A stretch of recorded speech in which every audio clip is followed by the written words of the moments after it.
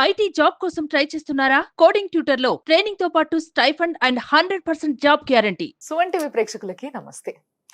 అసలు ఈ రోజులల్లో ఏం జరుగుతుందో, ఈ సంవత్సరంలో సగం వరకు కొంతవరకు ఓకే అనుకుంటే, జరాలు, చికెన్ గున్యాలు వీటితో మొదలైన ఈ కాలము వర్షాలు, ఫ్లడ్స్,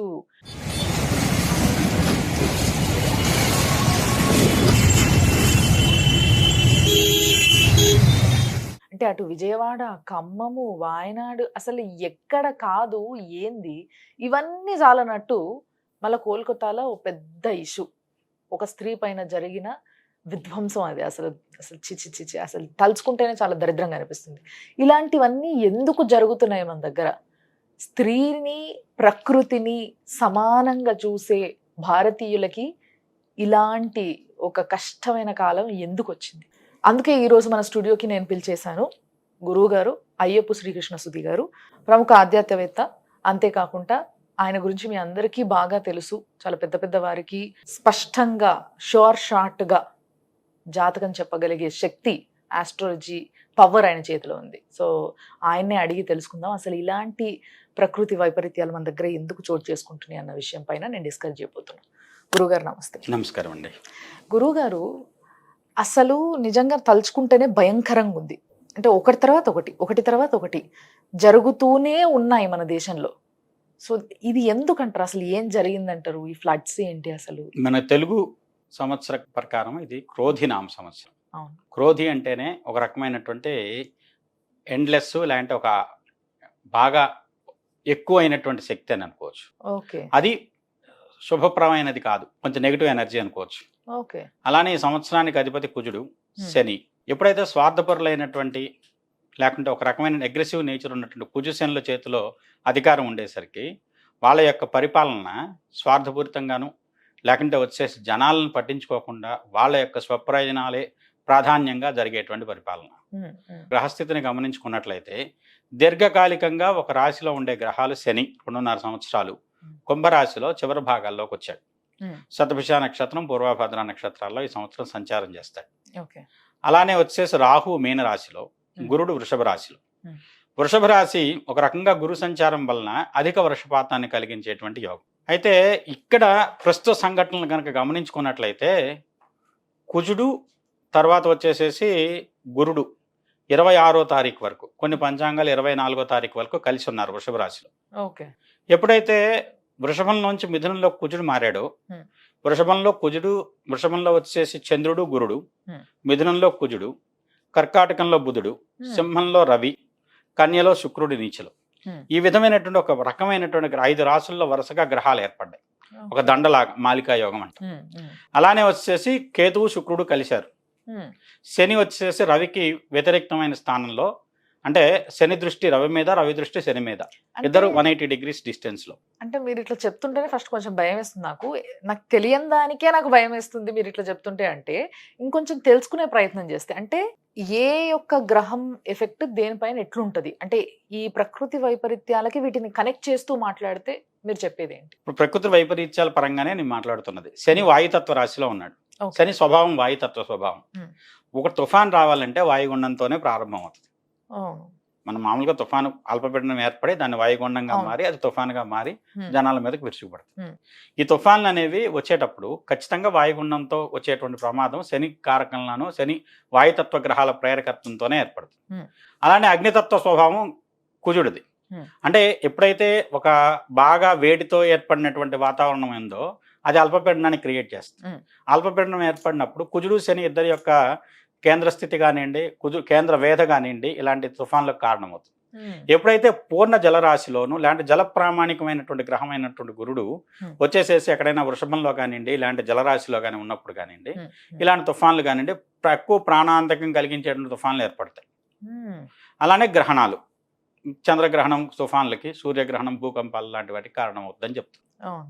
ఇలాంటి పరిస్థితుల్లో ఇప్పుడున్నటువంటి గ్రహస్థితి, ఎప్పుడైతే కుజుడు ముందుకు మూవ్ అయ్యాడు, వృషభ రాశి నుంచి మిథునంలోకి మారాడు, వాయుతత్వ రాశిలో అగ్నితత్వ గ్రహం, అది తుఫాన్ని ప్రేరేపించింది. అలానే చంద్రుడు అక్కడ కలిసినప్పుడు తుఫాన్ తీవ్రతరమైంది, చంద్రకుజుల సంయోగం.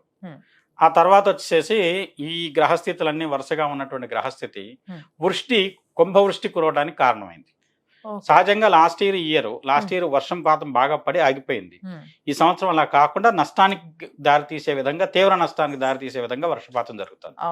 ఇది ఎక్కడితో ఆగుతుందని అనుకోవట్లేదు. ఇంకో 1-2 నెలల పాటు వర్షాలు ఉన్నాయి. వామ్మో, ఇంకో 2 నెలలు అంటే అసలు ప్రజలు ఏమైపోవాలి గురుగారు?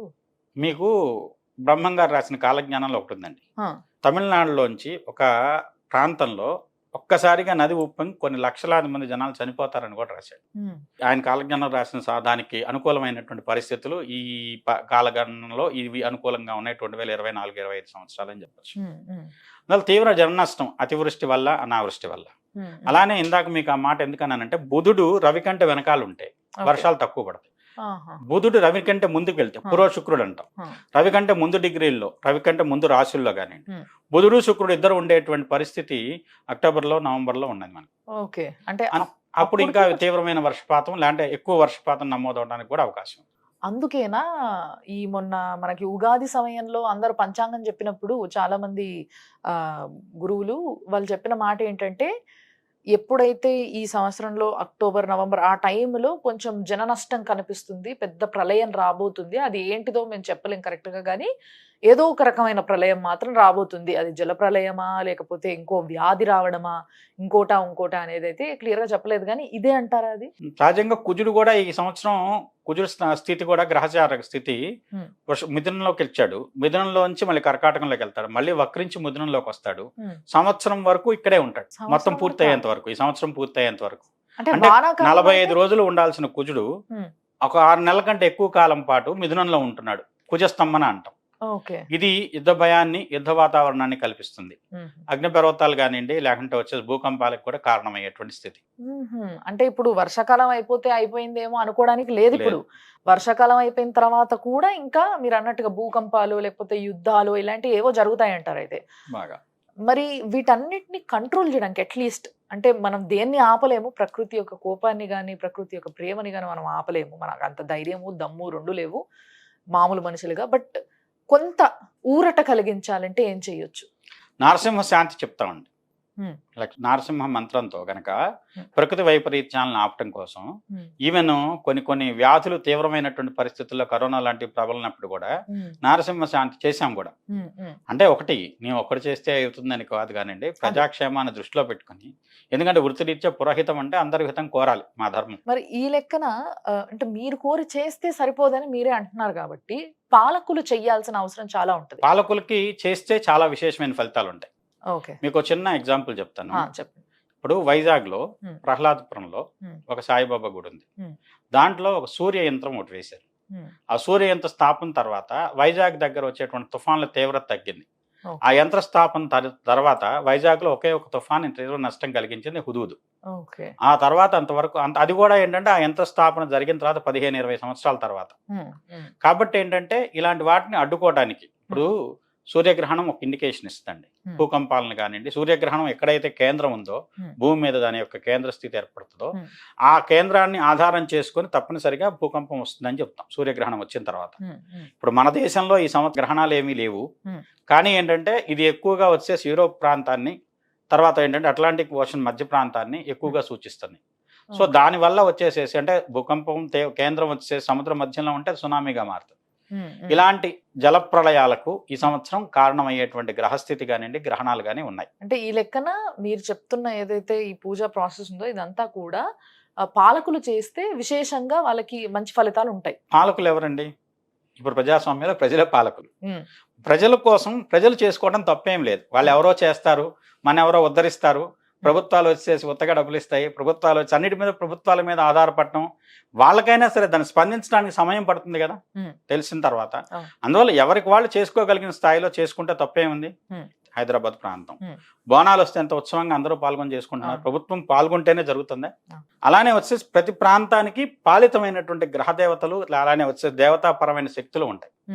సముద్ర ప్రాంతం ఉంది మనకు, వైజాగ్ ఉంది, సింహాచలంలో నరసింహస్వామి ఉన్నాడు. నరసింహస్వామికి సంబంధించినటువంటి శాంతి అక్కడ జరిగితే, క్షేత్రంలో జరిగితే చాలు, ఫలితం చాలా రెట్లు ఉంటుంది. ప్రస్తుతం అయితే విజయవాడను చూస్తే, విజయవాడ పరిస్థితి చూస్తే, అమ్మవారు కొలువై ఉన్న విజయవాడే కంప్లీట్ గా మునిగిపోయింది. ఫస్ట్ ఫ్లోర్ సెకండ్ ఫ్లోర్ వరకు నీళ్ళు వచ్చినాయి అంటే జనాలు ఎంత అల్లకల్లోలం అయిపోయి ఉంటారు. కరెంటు లేక ఇంట్లో నీళ్లు, పిల్లలు, అసలు ఈ తడికి వ్యాధులు, సర్దులు, దగ్గులు, జ్వరాలు, ఇంకా ఎన్నో. అసలు మనము ఆలోచిస్తే ఊహించుకుంటేనే భయంకరంగా ఉంటే వెళ్ళి చూస్తే ఎంత దారుణంగా ఉంటది పరిస్థితి అనేది. మా కుటుంబీకులందరూ విజయవాడ పరిసర ప్రాంతాల్లోనే ఉన్నారు. అవునా? మా తమ్ముడు ఇల్లు కూడా మునిగిపోయింది. అయ్యో. చాలా ఇబ్బంది పడుతున్నారు. అదైతే యథార్థం. కాకపోతే ఏంటంటే ఇంత తీవ్రమైనటువంటి వర్షం వస్తుందని కానివ్వండి, ఇంత తుఫాన్ ఇంత తీవ్ర నష్టం చేస్తుందని కానివ్వండి, కొంతవరకు గ్రహించగలిగినటువంటి ముందు యంత్రాంగం పటిష్టంగా లేకపోవడం కూడా ఒక కారణం. ఇప్పుడు తుఫాన్ వస్తుందని చెప్పగలుగుతున్నాం, అది ఎంత స్థాయిలో వస్తుంది, దానివల్ల నష్టం ఎంత స్థాయిలో జరుగుతుంది. ఇప్పుడు శాస్త్రజ్ఞులు ఉన్నారు, వాళ్ళ ప్రయత్నం వాళ్ళు చేస్తున్నారు. దాంతోపాటు మన జ్యోతిషమైనటువంటి జ్ఞానాన్ని, ప్రాచీనమైనటువంటి జ్ఞానం కొన్ని వందల సందర్భాల్లో రుజువైంది. ఈ జ్యోతిష్యం కానివ్వండి, గ్రహాల గురించి మాట్లాడితే ఇది ఒక రకమైనటువంటి పనికి మాలిందనో, లేకుంటే వచ్చేసి ఈ కాలంలో కూడా వీటికి శక్తి ఉందా, లేకుంటే వచ్చేసి ఇవన్నీ కాలదోషం పట్టినవని, లేకుంటే వచ్చి చాదస్తమని, ఇలాంటి మంత్రాలను బలవంతంగా రుద్దుతున్నారని, ఈ విధమైనటువంటి మాటలు వస్తాయి. కాకపోతే వీటితో పాటు జనాల్లో భక్తి పెరగాల్సిన ఒక ఆలోచన కూడా పుట్టాలి కదా. అంటే భక్తి అనేది పెరిగితే బాగుంటదేమో అని నాకు అనిపించింది. భక్తి లేకపోతే ఇంతమంది దేవాలయాలకు ఎందుకు వెళ్తారు? దేవాలయాలు కిక్కిరిసిపోయి ఏ దేవాలయానికి వెళ్ళినా ఇప్పటికీ సరే నేను చాలా మందిని, అదొక సామెత ఉంది కదా గురుగారు, చింతంతా చెప్పుల పైన ఉంటది, కళ్ళు శరీరం మాత్రం గుళ్ళో ఉంటది అన్నట్టు. భక్తుల్లో భక్తి లేక కాదు, కాకపోతే ఎలా చేయాలనే విధానం తెలియక చాలా మంది ఓకే ప్రతిదాన్ని వచ్చేసి ఎవరికి తోచినట్టు వాళ్ళు చేసుకెళ్తున్నారు. ఇక్కడ ఇంకో విషయం కూడా మాట్లాడుకోవాలి మళ్ళీ. ఏంటి అని అంటే చాలా మంది పూజలు చేసేవాళ్ళు, పంతులు కావచ్చు ఎవరైనా, వీళ్ళంతా కూడా చాలా కమర్షియల్ అయిపోయారు. కమర్షియల్ అయిపోవడం వల్ల కూడా జనాలు అన్ని అందుబాటులో లేక చేయలేని పరిస్థితిలో కూడా ఉండొచ్చు కదా. ఇప్పుడు వ్యవస్థలో మంచి ఉంది, చెడు ఉంది. అందరూ కమర్షియల్ అవ్వలేదు, అందరూ వచ్చేసి కమర్షియల్ కాకుండానూ లేరు. ప్రతిదాన్ని అవకాశాన్ని అందిపుచ్చుకోవాలని ప్రయత్నించే వాళ్ళు చాలా మంది ఉంటారు. కానీ ఎవరు యథార్థంగా ఉన్నారు, ఎవరు దేనికి సంబంధించిన దాంట్లో ఎంతవరకు ఖచ్చితమైనటువంటి ఫలితాలు ఇవ్వగలుగుతున్నారు, ఎవరు శాస్త్రీయంగానో లేదంటే ఒక పద్ధతిగా చేయగలుగుతున్నారు, చేసే విధానంలో. ఇప్పుడు చేద్దాం అనుకున్నా కూడా చేయనివని పరిస్థితుల్లో దేవాలయాల్లో ఉన్న అర్చకుల పరిస్థితి. ఇప్పుడు ఎండోమెంట్ శాఖ ఉందండి, వాళ్ళు ఏం చేస్తున్నారు, ప్రాంతానికి ఒక స్ట్రక్చర్ అనుకుంటున్నారు. అది శివాలయమైనా, శివాలయమైనా, లేకుంటే అమ్మవారి గుడైనా, విష్ణాలయమైనా, అన్నిటికీ ఒకే స్ట్రక్చర్. అది ఎలా? అదేమంటే మా ఎండోమెంట్ దగ్గర ఇదే స్ట్రక్చర్ అప్రూవల్ ఉంది, అదే స్ట్రక్చర్ అయితే మేము అప్రూవ్ చేస్తాం.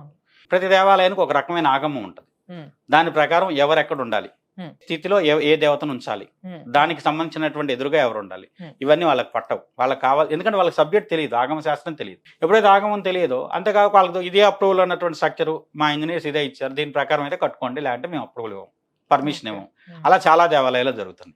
నేను 3 సంవత్సరాలు అయింది ఒక విగ్రహం చేయించి పెట్టి, అమ్మవారిది మరకతంతో చేయించి పెట్టాను, ప్రతిష్ఠ చేద్దాం అనుకున్నాం. ఇప్పటికి ఎండోమెంటో ఆపేశారు దాన్ని. అదేమంటే మేము ఇష్టం వచ్చినట్టు గుళ్ళు కడితే మేము ఒప్పుకోమని. ఎక్కడ గురుగారు ఇది? సుజాత్ నగర్ అని కొత్తగూడెం పక్కన ఒక చిన్న పల్లెటూరు, 400 సంవత్సరాల క్రితం అంటే మన ఖమ్మం జిల్లా కొత్తగూడెం. అయ్యయ్యో, 400 సంవత్సరాలు క్రితం అయినటువంటి దేవాలయం. నేను పుట్టింది అదే ఊళ్ళో. అవునా? ఆ ఊర్లో మా అమ్మగారి పేరుతో పచ్చ మరకత అమ్మవారిని ఇవ్వాలని చెప్పి అనుకున్నా, మరకతంతో చేయించాను. ఎంత పెద్దది? 3 అడుగులు ఎత్తుంటుంది. అసలు మరి దీన్ని ఎందుకు ఆపుతున్నట్టు? ఆ స్ట్రక్చర్ అనా? కొంతకాలం క్రితం అయితే ఆయన సస్పెండ్ కూడా చేశారా. మా మేనమామే పురోహిత దాంట్లో టెంపుల్ అర్చకుడు, సస్పెండ్, ఆయన 4-5 స్ట్రక్చర్లు కట్టడం సస్పెండ్ కూడా చేశారు. అయ్యయ్యో. ఓకే. తర్వాత మళ్ళీ ఏదో ప్రభుత్వాలు మారిన తర్వాత ఆయన తీసుకున్నారు. కాకపోతే ఇది ఏంటంటే బాధ్యత రాహిత్యం ఎవరికి కూడా. అంటే ఇది ఒక ఎగ్జాంపుల్ గా చెప్పారు అంతే, కానీ ఇలాంటివి ఎన్నో. అంటే ప్రతిదానికి ఒక ప్రాపర్ స్ట్రక్చర్ అనేది ఉండడం చాలా ఇంపార్టెంట్ అనేది ఇక్కడ మీ బేస్ పాయింట్. దీన్ని అర్థం చేసుకోవడం ప్రయత్నం చేయాలి. అండ్ ఇంకొకటి గురుగారు, ఇప్పుడు ప్రజలు ఉన్న పరిస్థితుల్లో, సరే మనం ఖమ్మమే తీసుకుందాం, మీరు పుట్టిన ఊరు కూడా అక్కడే ఉంది కాబట్టి, ఖమ్మం కానీ, విజయవాడ కానీ, వాయనాడు కానీ, వీళ్ళు జనాలు ఏ మంత్రమైనా తలుచుకోవడానికి, అంటే అప్పుడప్పుడు ఒక పవర్ కోసం, ఒక ధైర్యం, లేదా వాళ్ళకు ఒక ఆలోచన, వాటి నుంచి తప్పించుకునే ఇది కానీ, లేకపోతే ఏదో, అంటే ఇప్పుడు ఆల్రెడీ చిక్కుకున్న వాళ్ళు కూడా ఒక దారి కోసం ఎదురు చూస్తూ ఉంటారు, ఎవరో సహాయం కోసం ఎదురు చూస్తూ ఉంటారు. ఆ సహాయం వాళ్ళకి అందాలి చాలా ఫాస్ట్గా అని చెప్పేసి మన అందరము ఎన్నో పూజలు చేస్తూ ఉన్నా కానీ, అందులో చిక్కుకున్న వాళ్ళకు కూడా ఏదైనా ఒక ధైర్యం కోసం ఏదైనా మంత్రం కానీ ఏదైనా ఉపదేశించగలరు? ఆపదామభక్తారం దాతారం సర్వసంపదాం లోకాభిరామం శ్రీరామం భూయో భూయో నమామ్యం. ఆంజనేయ స్వామి వస్తాడో రాముడు వస్తాడో, Hmm. ఇప్పుడు దేనికైనా సరే ఆపదలు తొలగించేటువంటి శక్తి భగవంతుడికే ఉంది. Hmm. ఇలాంటి ప్రకృతి వైపరీత్యం కానివ్వండి, ఇంకొక రకమైన ఉపద్రవం కావండి, Hmm. దేని నుంచైనా మనం కాపాడే శక్తి భగవంతుడు. కాబట్టి ఆంజనేయ స్వామిని తలుచుకోండి, ఆపదలు పోతాయి. Hmm. ఇప్పుడు నీళ్లతో వచ్చిన సమస్య, సముద్రం లంఘించినోడికి ఈ సమస్యను తీసేయడం పెద్ద కష్టం కాదు. Ah. ఇప్పుడు ఏమైందంటే ప్రభుత్వాలు లేదంటే పాలకులు లేదంటే అంతకు ముందు ఉన్నటువంటి గత పాలకులు వీళ్ళ మధ్య ఉన్నటువంటి స్పర్ధల వల్ల కూడా Hmm. లేని సమస్యలు కూడా క్రియేట్ అవుతుంది. ఇప్పుడు ఏదైనా నష్టం జరిగితే ప్రభుత్వానికి చెడ్డ పేరు వస్తుంది కదా, అందువల్ల ఏదో ప్రయత్నం చేద్దాం, నష్టం కలిగిద్దామని ప్రయత్నం చేసేటువంటి విధానాలు కూడా జనాల్లో ఉన్నాయి. Hmm. ఆలోచన విధానం ఇప్పుడు ఎందుకంటే నష్టం ప్రకృతి మూలకంగా జరిగే నష్టం కంటే Hmm. మనిషి ఆలోచనల్లో ఉండేటువంటి విపరీతాల వల్ల నష్టం ఎక్కువ జరుగుతుంది. ఇది 100% కరెక్ట్. చాలా మంది పెద్దలు చెప్పే మాట ఇదే, ఏంటంటే మనిషి యొక్క ఆలోచన విధానం, బ్రతికే తీరు, మనం ప్రకృతికి చేస్తున్న చేటు, ఇవన్నీ కలిపే మనకి ఈరోజు ప్రళయాల రూపంలో మనం ఇదికొచ్చి పడుతున్నాయి అనే మాట నేను చాలాసార్లు విన్నా. సో ఎలాంటి పనుల వల్ల ఈ రోజు ఇలాంటి పరిస్థితుల్లో మన దేశం ఉంది, మనం ఉన్నామంటారు మీరు? అంతకుముందు ఒక నీళ్లు వెళ్ళడానికి ఒక చెరువులో, వాగులో, Hmm. వంకలో ఉండేవి. Hmm. అవన్నీ ఆక్రమించి కట్టుకుంటూ వెళ్ళాం. Oh. కట్టిన తర్వాత ఇప్పుడు ఇంత పెద్ద వర్షం, ఇప్పుడు నీళ్ళు వెళ్ళడానికి దారేది, Oh. దాని దారిలో అది వెళ్ళాలి కదా. Hmm. అది దారి లేకేమంత రోడ్ల మీద పడి ప్రవహిస్తున్నాయి నీళ్లు.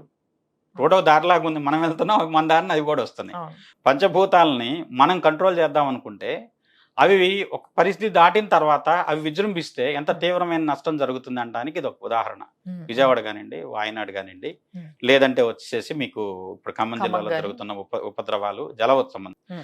చాలా మంది గమనించండి, ప్లాస్టిక్ కవర్ల వల్ల డ్రైనేజ్లన్నీ ఆగిపోయి ఎంత నష్టం జరుగుతుంది. అవును, బ్లాక్ అయిపోయి డ్రైనేజ్లన్నీ. ప్లాస్టిక్ కవరు డ్రైనేజ్ లో పడితే అది మొత్తం డ్రైనేజీ ఆపేసేసి Hmm. తద్వారా ఫ్లడ్ అంతా పేరుకుపోయి డ్రైనేజ్ నుంచి కొట్టేయడానికి దానికి సాధ్యపడక Hmm. పొంగి అదంతా వచ్చేసి ఇళ్ల మీదకి వచ్చేసి పరిస్థితుల్లో ఎన్ని వేల సంవత్సరాలు ఒక ప్లాస్టిక్ కవర్ ని కరిగించగలుగుతుంది అనేది ఒకసారి ఆలోచించాలా.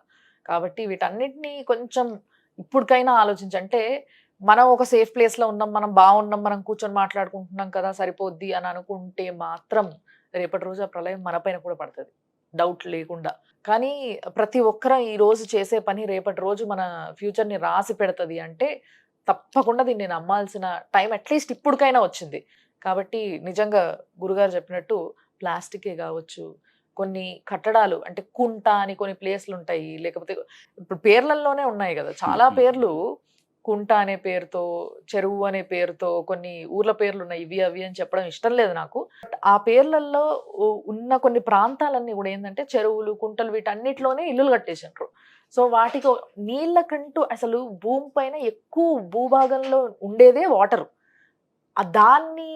దాని ఉన్న ప్రాంతాన ఎక్కడైతే ఉందో వాటన్నిటిని కూడా ఆక్రమించుకుంటూ మనం ఇల్లు కట్టుకుంటే, ఆక్రమించుకుంటూ మనం కన్స్ట్రక్షన్స్ చేసుకొని ఇట్లాంటివి ఏవో ఒకటి చేస్తూ ఉంటే ఆబ్వియస్లీ వాటి జాగాని అది డిమాండ్ చేస్తుంది కదా డెఫినెట్గా. సో నిజంగా మీరు చెప్పిన దాంట్లో అక్షరాల నిజమైన పాయింట్ ఉంది. కాబట్టి దయచేసి ప్రతి ఒక్కరికి నేను కూడా మొక్కుంటున్నా, మీరందరూ కూడా ప్రే చేయండి. మీరందరూ కూడా గురుగారు మీరు కూడా మన జనాలందరికీ, ముఖ్యంగా మీరు పుట్టిన ఊరితో సహా విజయవాడ, వాయనాడు ఇట్లాంటివి ఇంకా ఎక్కడొచ్చే అవకాశాలు ఉన్నాయో అక్కడంతా కూడా జనాలు బాగుండాలి, ఎవరికి ఏమి జరగదంటే ప్రాణ నష్టం జరగకుండా ఉండాలి, వాళ్ళందరికీ త్వరగా సహాయం అందాలి. సహాయం చెయ్యాలనుకుంటే కూడా అంత ఈజీ కాదు ఇలాంటి పరిస్థితుల్లో, బట్ వాళ్ళందరికీ సహాయం అందాలని కోరుకుంటూ మనం అందరము కూడా ఒక్కసారి గట్టిగా దేవుణ్ణి ప్రార్థిద్దాము. అండ్ ఎవరైనా చూడగలిగితే, ఎవరికైనా తెలవగలిగితే ఆంజనేయ స్వామిని గట్టిగా తలుచుకోండి అబ్బా, తప్పకుండా మీకు సహాయం దొరుకుతుంది, తప్పకుండా ఆయన మిమ్మల్ని కాపాడుతాడు అనే నమ్మకం ఉంచండి, తప్పకుండా అంత మంచి జరుగుతుంది. థ్యాంక్ యూ గురుగారు. నమస్కారం.